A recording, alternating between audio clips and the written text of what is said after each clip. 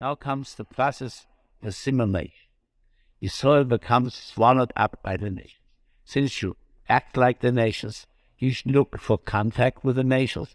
This happened through the Assimilation. Here were the two great nations, the northern power and the southern power.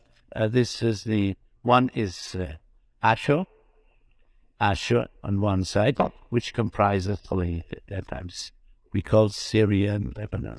Ashur, and then and Bomel. Before that was before the Babylonian Empire.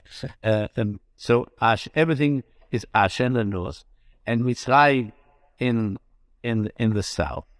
And these two forces, they're constantly fighting with each other. These are the two world powers, and you play a power play one against the other, and then go with one time, was with the other time, just so in order to feel that this balance of power between Ashur and Mitzrayim, keeping good friendship with, assimilating with both, that this is going to help you in some way. So he says, in this process, now